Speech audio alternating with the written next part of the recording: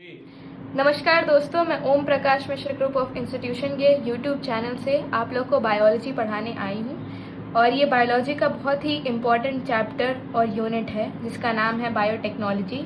Biotechnology अलग से एक सब्जेक्ट भी है, बट हमारे 12th के बायोलॉजी में इस पे 2 चैप्टर भी हैं। तो पहला बायोटेक्नोलॉजी होती क्या है?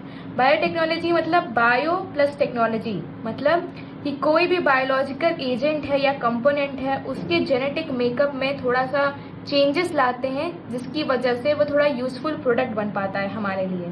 फादर ऑफ बायोटेक्नोलॉजी कार्ल एरिकी होते हैं, जो 1917 में सबसे पहले इस टर्म को कॉइन किए थे, सबसे पहले इस टर्म को यूज किए थे। और बायोटेक्नोलॉजी के रिसर्च के 3 एरियाज होते हैं, जैसा कि आप यहाँ देख सकते हैं रिसर्च एरियाज।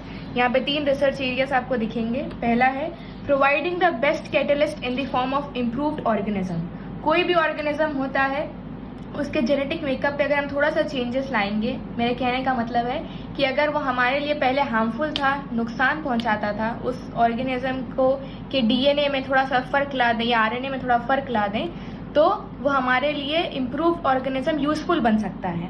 दूसरा है क्रिएटिंग ऑप्टिमल कंडीशन। ऑप्टिमल मतलब सही कंडीशन, बेस्ट कंडीशन, जिसमें हमारी जो यूजफुल चीजें हैं वो हो पाएं for a catalyst to act. तीसरा है डाउनस्ट्रीम प्रोसेसिंग। डाउनस्ट्रीम प्रोसेसिंग जो रिकॉम्बिनेंट डीएनए टेक्नोलॉजी होती है उसके एकदम आखिरी में आता है, मतलब जो भी प्रोडक्ट हमने बनाया है उसको हम प्योरीफाई करते हैं। जैसे आप एक एग्जांपल ले लीजिए कि मार्केट में जो दवाइयाँ बनती हैं उसको हम कोई एक छोटा सा, जैसे ई कोलाई मान लीजिए ऑर्गेनिज्म है, उसको उठाते हैं, उसके जेनेटिक मेकअप में थोड़ा सा फर्क लाते हैं, उससे दवाई बनाते हैं, फिर हम उसको साफ भी तो करते हैं ना, प्योरीफाई करते हैं ना। हमको जो प्रोडक्ट चाहिए होता है हम उसी को लेते हैं, तो बस प्योरीफाइंग द ऑर्गेनिक कंपाउंड। जैसा कि अभी हम बात कर रहे थे डाउनस्ट्रीम प्रोसेसिंग के बारे में, जो तीसरा रिसर्च एरिया होता है बायोटेक्नोलॉजी का। अब हम आते हैं एनसीईआरटी, ये एनसीईआरटी की बुक है क्लास 12th की, जो हमारे सीबीएसई में यूज होती है। इसमें जो 11 चैप्टर है बायोटेक्नोलॉजी, प्रिंसिपल्स एंड प्रोसेसेस। तो बायोटेक्नोलॉजी की इसमें डेफिनेशन दी क्या है? Biotechnology deals with techniques of using live organism और enzymes from organisms to produce product and processes useful to human. कहने का मतलब कि बायोटेक्नोलॉजी उन टेक्निक्स को यूज करती है, लाइव ऑर्गेनिज्म और एंजाइम्स को यूज करती है डिफरेंट ऑर्गेनिज्म से, जो हमारे लिए यूजफुल प्रोडक्ट बनाते हैं। स्पेशली यूजफुल ह्यूमंस के लिए ही होंगे, हम ह्यूमंस हैं तो ह्यूमंस के यूज के लिए बनाएंगे। अब आते हैं इसकी रीडिंग पे। In this sense making curd मतलब दही, ब्रेड और wine, which are all microbe mediated processes, could also be thought as a form of biotechnology.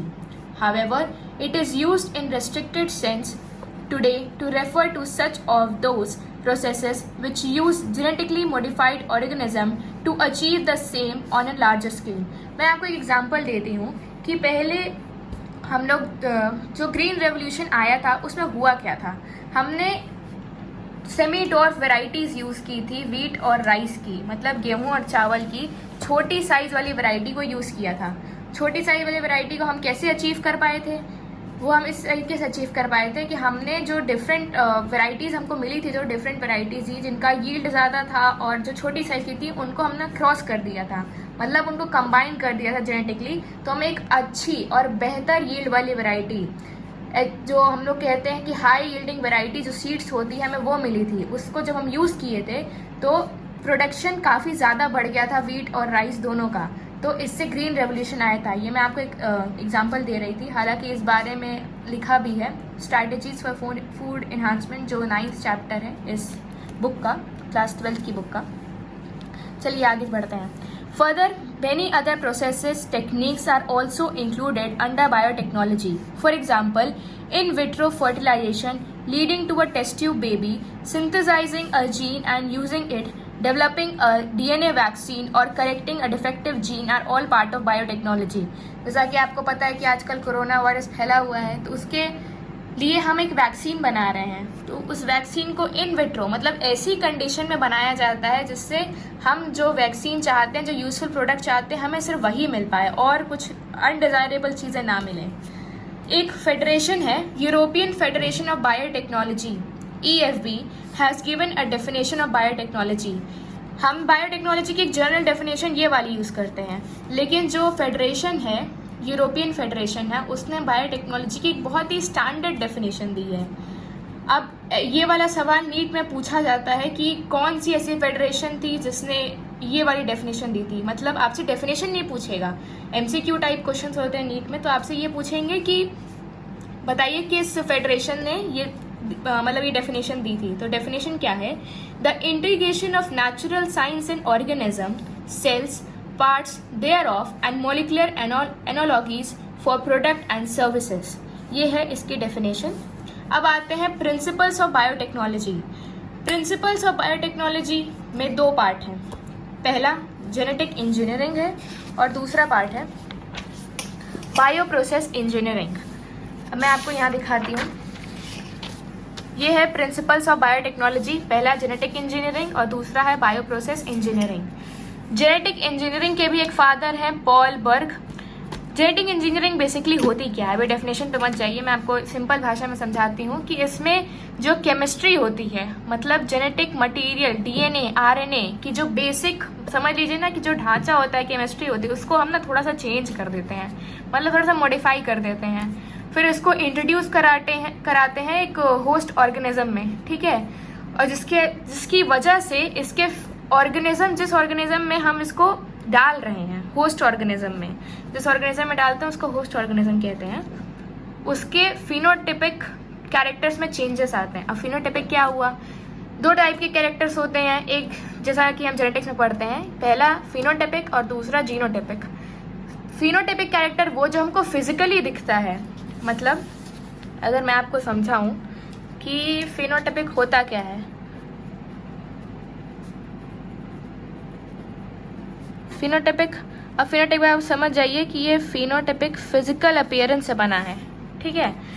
जैसा आप दिखते हैं, जैसा आप की स्किन है, आप कैसा बाहर से चलते हैं, सब समझ में आता है, वो फिजिकल कैरेक्टर है। अगर उसमें मैं एक नया DNA डाल दूँ, एक नया सा ऑर्गेनिज्म डाल दूँ जो मॉडिफाइड हो प्लाज्मिड के थ्रू, भी मैं आपको बताऊंगी प्लाज्मिड क्या होता है, तो आपके फिजिकल अपीयरेंस में चेंजेस आ जाएंगे। दूसरा होता है bio process engineering. Bio process engineering में कुछ नहीं, हम बस वो स्टेराइल कंडीशन, मतलब वो कंडीशन मेंटेन करते हैं कि हम जो प्रोडक्ट चाहते हैं हमें सिर्फ वही मिले, हम दूसरा कोई और प्रोडक्ट चाहते ही नहीं है। जो हमारे लिए यूजफुल है हम उसी को मेंटेन करके रखते हैं, ऐसी कंडीशन मेंटेन करके रखते हैं कि दूसरा अनडिजायर्ड प्रोडक्ट उस पर ग्रो ही ना कर पाए, दूसरा कोई माइक्रोब ग्रो ही ना कर पाए। तो यहाँ लिखा भी है maintenance of sterile condition to enable growth of only desired microbe.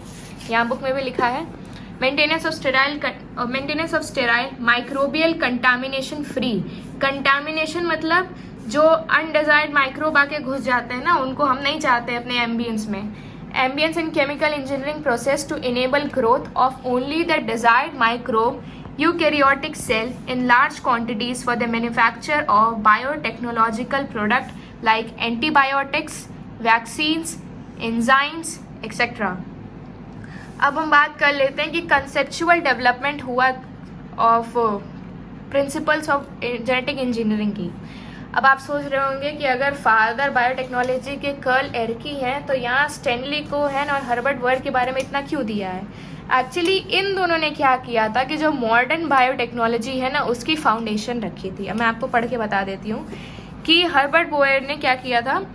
Boyer took over assistant professorship at the university of California. यहाँ बताया है कि वो असिस्टेंट कहाँ पे थे, कौन सी यूनिवर्सिटी में थे, तो इतना कोई इंपॉर्टेंट नहीं है, इंपॉर्टेंट है उनका काम। He perform studies on a couple of restriction enzymes of the E coli bacterium with specifically useful properties. Restriction enzymes अभी आगे बताऊंगी, लेकिन आपको थोड़ा एक आइडिया दे देती हूँ कि रेस्ट्रिक्शन एंजाइम होता क्या है। ये वो एंजाइम होते हैं जो एक स्पेसिफिक लोकेशन पे DNA के फ्रैगमेंट को कट करते हैं। अभी आप इतना ही आइडिया समझिए। तो E. coli bacterium with specifically useful properties. Boyer observed that these enzymes have the capability, मतलब उनके अंदर ये क्षमता थी of cutting DNA strands in a particular fashion. एक एग्जांपल देती हूँ HIND2 का, ये भी एक रेस्ट्रिक्शन एंजाइम है, बहुत ही पॉपुलर रेस्ट्रिक्शन एंजाइम है, जिसमें 6 बेस पेयर पे ही जाके, मतलब वो ऐसा एक सीक्वेंस ढूंढता है। मान लीजिए ये एक DNA का वो है, मान लीजिए मैं आपको समझाती हूँ कि ये एक डीएनए का फ्रैगमेंट है, ठीक है। अब यहाँ पे 6 ऐसा बेस पेयर का सीक्वेंस है, तो वो क्या करेगा ना कि ऐसा नहीं है कि रेस्ट्रिक्शन एंजाइम यहाँ, वो ऐसा नहीं है कि सीधे यहीं पे आके रुक जाएगा और यहीं पे तुरंत कट कर देगा, नहीं, वो पूरी इसकी जो लेंथ है उसमें यहाँ पे पूरा घूमेगा और जब यहाँ पहुँचेगा, मतलब ऐसे एक सीक्वेंस के पास पहुँचेगा जिसको पैलिंड्रोमिक सीक्वेंस कहते हैं, वहाँ पे जाके इसके बीच में कट लगाएगा, ठीक। ये थोड़ा बेसिक आइडिया था। Which left what has become known as sticky ends.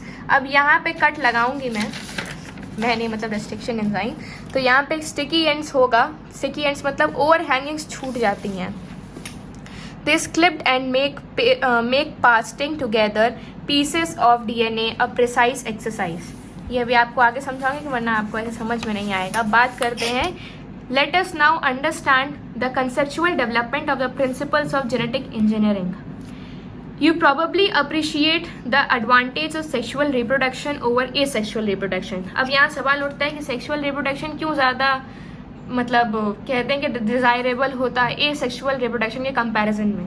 Actually आपको पता होगा कि ए सेक्सुअल रिप्रोडक्शन में सिर्फ एक ही पेरेंट का यूज़ होता है, मतलब कोई वेरिएशन नहीं आ पाता है। लेकिन सेक्सुअल रिप्रोडक्शन में 2 पेरेंट्स का यूज़ होता है, मतलब एक तरफ की फैमिली का जो भी कैरेक्टर्स होगा, दूसरी तरफ की फैमिली का जो भी कैरेक्टर होगा, 2 इंडिविजुअल मिले, एक बेबी हुआ, उनके अंदर उन दोनों का कैरेक्टर होगा उस बच्चे के अंदर, और खुद का तो वेरिएशन होगा ही। इससे ना अगर कोई भी इन्वायरमेंट ऐसी आ गई कि बहुत ज़्यादा इन्वायरमेंट में चेंजेस आ गए, तो वो उस इन्वायरमेंट में सर्वाइव कर सकता है, ठीक है। तो the former provide opportunities for variation and formulation of unique combination of genetic setup, some of which may be beneficial to the organism. यही मैं आपको बता रही थी कि कुछ ऐसे कैरेक्टर्स होते हैं जो बेनिफिट कर देते हैं इंसान को। Asexual reproduction preserves the genetic information while sexual reproduction permits variation. जो asexual reproduction होता है ना, वो एक समझ लीजिए एक लिमिट करके रखता है जेनेटिक इन्फॉर्मेशन को, वो कोई वेरिएशन को अलाउ ही नहीं करता है। लेकिन जो सेक्सुअल रिप्रोडक्शन होता है, यहाँ लिखा है कि परमिट करता है, थोड़ी वेरिएशन हो सकती है। Traditional hybridization process used in plant and animal breeding very often led to the inclusion and multiplication of undesirable gene along with desired gene. ये कह रहा है, अब ये बताया क्या प्रॉब्लम थी ट्रेडिशनल हाइब्रिडाइजेशन में, कि उसमें जो अनडिजायरेबल जीन्स थे ना, वो भी मल्टीप्लाई हो जाते थे, मतलब जिसकी ज़रूरत हमको नहीं थी, जो हमारे लिए उतने बेनिफिट के नहीं थे, उल्टा और नुकसान ही पहुंचाते थे, वो भी मल्टीप्लाई हो जाते थे। The techniques of genetic engineering, which include creation of recombinant DNA, use of gene cloning and gene transfer, overcome this limitation and allow us to isolate मतलब अलग कर पाना, and introduce only one or a set of desirable gene without introducing undesirable gene into the target organism. कहने का मतलब ये है, ये कुछ टेक्निक्स बता रहा है मॉडर्न बायोटेक्नोलॉजी की, जिसमें सबसे फेमस है रिकॉम्बिनेंट डीएनए, जीन क्लोनिंग और जीन ट्रांसफ़र। ये क्या करती थी कि इन लिमिटेशंस को, मतलब जो लिमिटेशन थी ट्रेडिशनल हाइब्रिडाइजेशन की, कि जो अनडिजायरेबल जीन थे वो भी मल्टीप्लाई हो जाते थे, इस लिमिटेशन को ओवरकम करती थी, मतलब ख़त्म करती थी, और हमें अलाउ करती थी कि हम आइसोलेट कर पाएँ अपने डिज़ायर्ड जीन को और इंट्रोड्यूस कर पाएँ उन्हीं सेट ऑफ जीन्स को जो विदाउट मतलब जो हमारे लिए यूज़फुल हैं, और उन मतलब अनडिजायरेबल जीन को इंट्रोड्यूस ही नहीं करती थी टारगेट ऑर्गेनिज्म में। तो हमको इतनी कोई दिक्कत होती ही नहीं थी, मतलब हमको इतनी कोई फिक्र करने की ज़रूरत ही नहीं थी कि अरे हम मल्टीप्लाई तो कर रहे हैं, पता चला कि हमारे बेनिफिट का हुआ ही नहीं। जब हमें पता है कि हम सब बेनिफिट वाले जीन्स ही भेज रहे हैं टारगेट ऑर्गेनिज्म में, तो हमको इस चीज़ की चिंता करने की ज़रूरत ही नहीं है कि रिजल्ट कैसा आएगा, ये हमें पता है अच्छा आएगा। Do you know the likely fate of a piece of DNA which is somehow transferred into an alien organism. अब यहाँ ये कह रहा है कि ऐसा नहीं है कि एक पीस ऑफ डीएनए निकाले और सीधे एलियन ऑर्गेनिज्म में डाल दिए और एलियन ऑर्गेनिज्म सीधे उसको एक्सेप्ट कर लेगा। अब आप समझिए कि आपका जो घर है वो एलियन ऑर्गेनिज्म है, ठीक है। अब आपके घर में कोई एक, मान लीजिए कोई पढ़ाने ही आया है, तो ऐसा थोड़ी है कि कोई टीचर आपको पढ़ाने आता है तो सीधे आपके घर में घुसा चला आएगा आपको पढ़ाने के लिए, नहीं ना। आप do you know the likely fate of a piece of DNA which is somehow transferred into an alien organism. इसे कहने का मतलब है कि एक जो पीस ऑफ डीएनए होता है इसको एक एलियन ऑर्गेनिज्म में डालते हैं। तो मैं आपको बताऊं कि ऐसा नहीं होता है कि बहुत खुशी खुशी उसको एक्सेप्ट कर लेता है एलियन ऑर्गेनिज्म। अब आप ही समझिए कि आप अपने घर में हैं, अब आपको किसी से पढ़ना है, कोई एक टीचर है, ऐसा थोड़ी है कि वो सीधे आपके घर में आपको पढ़ाना शुरू कर देगा। आप कोई जान पहचान को उसको अपने साथ लेके आएगा, बोलेगा ये अच्छा पढ़ाते हैं, तब ना आप उससे पढ़ेंगे। तो वैसे ही मैं एक एग्जाम्पल दे रही थी। Most likely, this piece of DNA would not be able to multiply itself in the progeny cells of the organism, but when it gets integrated into the genome of the recipient, मतलब कि बात है कि जो piece of DNA है वो सीधे multiply नहीं कर पाएगा प्रोजेनी सेल्स में। एक्चुअली ये सीधे एलियन ऑर्गेनिज्म में घुस भी नहीं पाएगा, उसको कॉम्पिटेंट बनाना पड़ता है होस्ट को। जो मैं बताई थी ना, जिस ऑर्गेनिज्म में डीएनए को डालते हैं उसको होस्ट ऑर्गेनिज्म कहते हैं। तो होस्ट को कॉम्पिटेंट मतलब ऐसा बनाना पड़ता है ताकि वो उस फॉरेन डीएनए को एक्सेप्ट कर पाए। ठीक है, it may multiply and B inherited along with host DNA. अब इसको किसी जीनोम के साथ, अगर जीनोम ऑफ रेसिपिएंट मतलब जो एलियन ऑर्गेनिज्म है उसके जीनोम के साथ अगर इस फॉरेन डीएनए को हम क्या कर दें, जोड़ दें, तो जैसे उसका जीन मल्टीप्लाई करेगा उसके साथ ही साथ हमारा जो फॉरेन डीएनए अटैच्ड है वो भी उसके साथ मल्टीप्लाई करेगा होस्ट ऑर्गेनिज्म में। ठीक, this is because the alien piece of DNA has become part of a chromosome which has the ability to replicate. अब जो क्रोमोसोम होता है एलियन डीएनए का, वो क्या होता है ना, मतलब एलियन ऑर्गेनिज्म का, उसमें जो फॉरेन डीएनए है वो अटैच हो चुका है इस क्रोमोसोम में। तो जैसे जैसे क्रोमोसोम रेप्लिकेट करेगा वैसे वैसे फॉरेन डीएनए ऑर्गेनिज्म में बढ़ता जाएगा। ठीक, which has the ability to replicate मतलब मल्टीप्लाई करना। In a chromosome there is a specific DNA sequence called the origin of replication.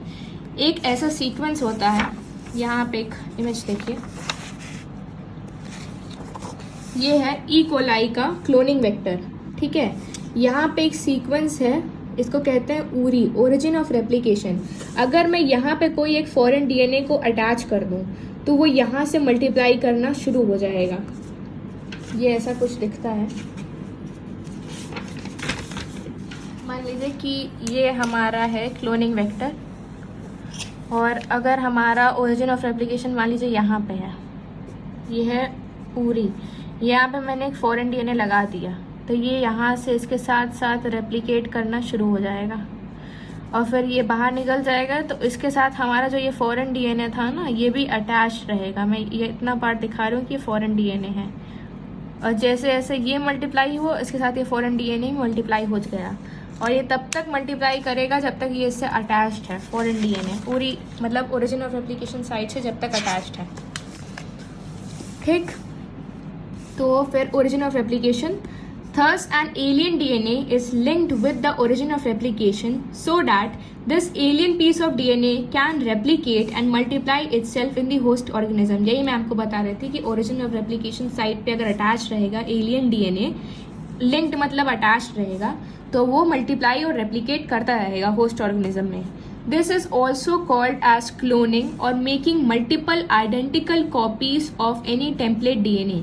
Cloning क्या होती है ना कि हम बहुत सारी आइडेंटिकल कॉपीज बनाते हैं, मतलब ऐसी कॉपी बनाते हैं जिसमें कोई डिफरेंस होता ही नहीं है। मतलब दो लोग हैं, वो क्लोन मतलब जो एसेक्सुअल रिप्रोडक्शन के होते हैं, प्रोजेनी होते हैं, बच्चे होते हैं, उनको क्यों कहा जाता है कि एक तरीके से क्लोन है? वो इसलिए क्लोन है ना क्योंकि उनके अंदर कोई डिफरेंस ही नहीं होता, वो ऑलमोस्ट एकदम सेम होते हैं, आइडेंटिकल कॉपीज होते हैं। तो उस प्रोसेस को कहा जाता है क्लोनिंग, जिसमें हम आइडेंटिकल कॉपीज बनाते हैं ऑफ टेम्पलेट डीएनए। ठीक है, और जो बनता है उसको कहते हैं क्लोन्स। ठीक, अब let us now focus on the first instance of construction of an artificial recombinant DNA molecule. The construction of the first recombinant DNA emerged from the possibility of linking a gene encoding antibiotic resistance with a native plasmid. सबसे पहले जो recombinant DNA बनाया गया था उसको कैसे बनाया गया था, उसका कंस्ट्रक्शन कैसे किया गया था, उसके बारे में लिखा है। सबसे पहले एक रिकॉम्बिनेंट डीएनए को बनाए थे स्टेनली कोहेन और हर्बर्ट बोयर 1972 में। अब वो कैसे बना था मैं आपको बताती हूँ। एक नेटिव प्लाज्मिड लिया गया था। ठीक है, प्लाज्मिड क्या होता है? Autonomously replicating circular extra chromosomal DNA, मतलब ये होता है सर्कुलर होता है शेप में, एक्स्ट्रा क्रोमोसोमल होता है और ये सर्कुलर डीएनए होता है और ये ऑटोनोमसली रेप्लिकेट करता रहता है। मतलब अगर ये ई कोलाई का है, ई कोलाई ऑर्गेनिज्म है, उसमें एक प्लाज्मिड है और उसमें एक फॉरेन डीएनए लगा के भेजे हैं हम, तो वो धीरे धीरे मल्टीप्लाई करता रहेगा पूरे ई कोलाई में, उन सब में फॉरेन डीएनए वो रहेगा। ठीक है, समझ गया? वही था। सबसे पहले कौन सा प्लाज्मिड यूज़ किया गया था? Salmonella typhimurium. ये वो माइक्रोब है जो आपको पता होगा कि ब्रेड की मेकिंग में, अल्कोहल की मेकिंग में काम आता है। ठीक है, Stanley Cohen and Herbert Boyer accomplish this in 1972, ये मैं आपको बता चुकी हूँ, by isolating the antibiotic resistance gene by cutting out a piece of DNA from a plasmid. इन्होंने क्या किया था कि एक पीस ऑफ डीएनए कट किया था नेटिव प्लाज्मिड से। वो किस चीज़ का प्लाज्मिड था? साल्मोनेला टाइफिम्यूरियम का प्लाज्मिड था, उससे एक नेटिव डीएनए को कट किया था। ठीक है, which was responsible for conferring antibiotic resistance. The cutting of DNA at specific location become possible with the discovery of the so-called molecular scissors restriction enzyme। यही मैं आपको बता रही थी कि डीएनए फ्रेगमेंट्स को कौन कट करता है? रेस्ट्रिक्शन एंजाइम्स कट करते हैं। जब इन्होंने पहली बार प्लाज्मिड के डीएनए को कट किया था, तब किसकी मदद से कट किया था? रेस्ट्रिक्शन एंजाइम की मदद से कट किया था, जिसको हम मॉलिकुलर सीजर्स भी कहते हैं। अब ये पूछा जाता है कि मॉलिकुलर सीजर्स या रेस्ट्रिक्शन एंजाइम जो है वो डीएनए को कैसे कट करता है। ठीक है, the cut piece of DNA was then linked with a plasmid DNA. मतलब एक प्लाज्मिड से काटे, ठीक है, डीएनए फ्रेगमेंट कटा, हम क्या किए, दूसरे प्लाज्मिड में भी एक जगह कट लगाए, क्योंकि हमको वो जो फॉरेन डीएनए है ना, जो कटा हुआ डीएनए, पहले प्लाज्मिड से कटा हुआ डीएनए है, उसको दूसरे प्लाज्मिड में लगाना है, तो दूसरे प्लाज्मिड में लगाने के लिए जगह भी होनी चाहिए ना, तो दूसरे प्लाज्मिड में भी हम कट लगाते हैं और फिर उस फॉरेन डीएनए को उसमें इंसर्ट कर देते हैं।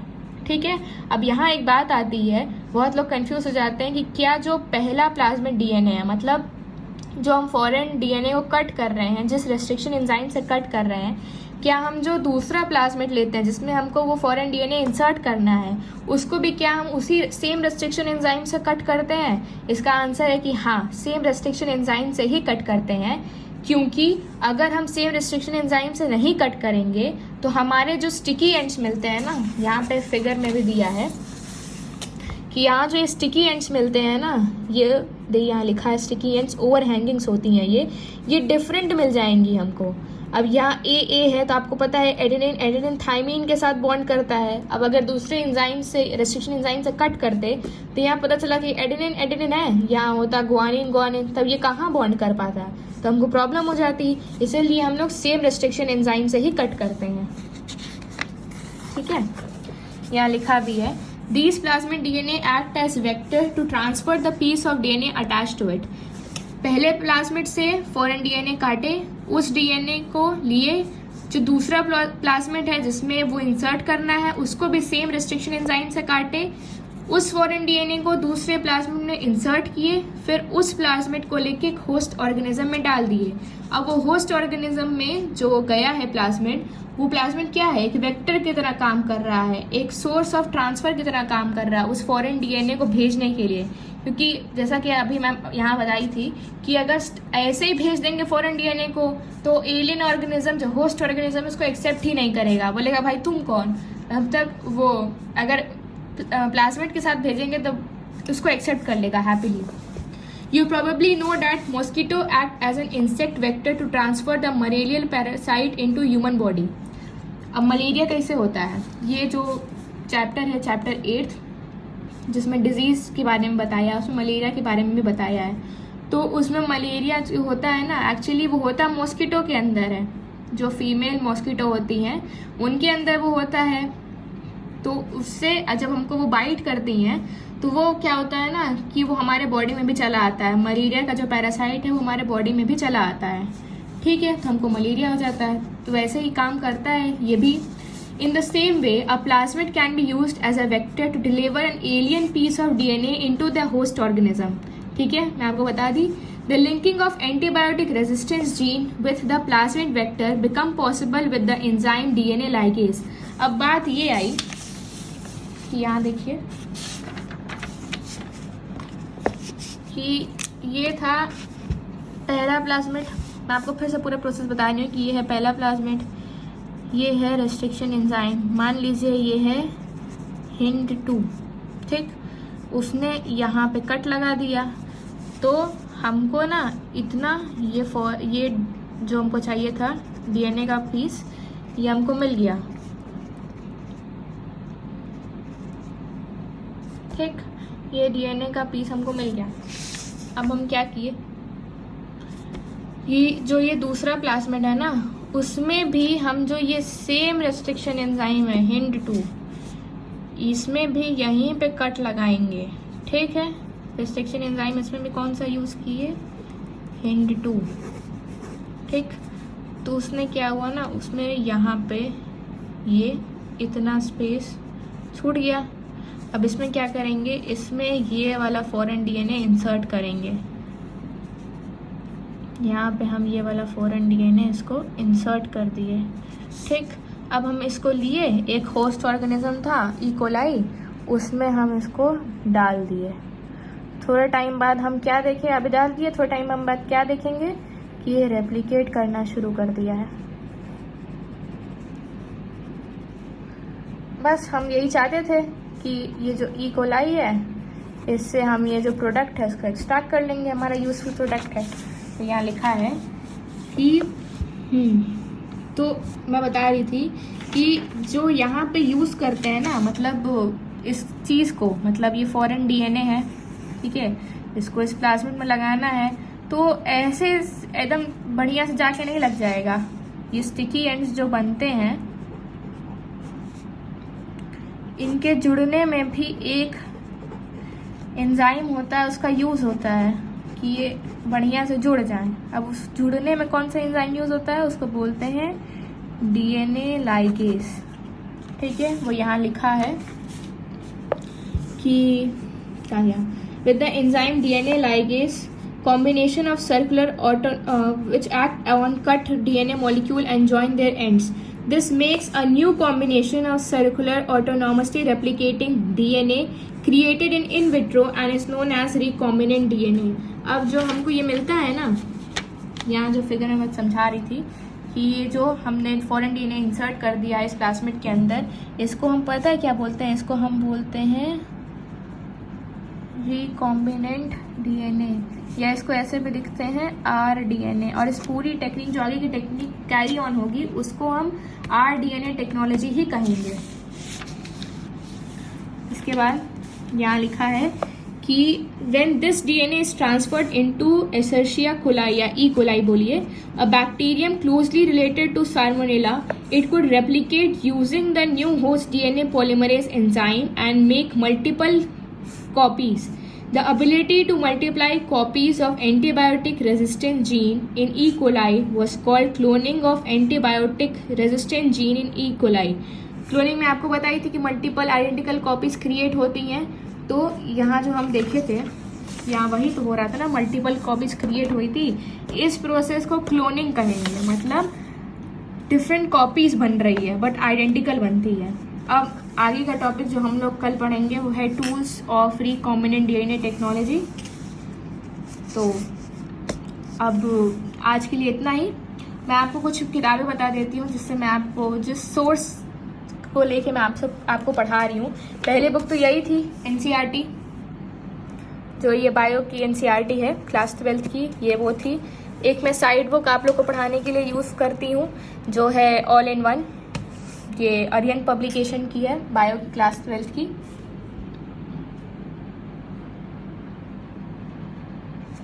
और जो नीट देना चाहते हैं बच्चे 12th के बाद, उनके लिए भी एक बुक है MTG की complete NEET guide, NCERT at your fingertips, ये वो वाली बुक है, ठीक है। MTG की ये बुक है, ये काफ़ी अच्छी बुक है। इसमें जो चैप्टर्स हैं,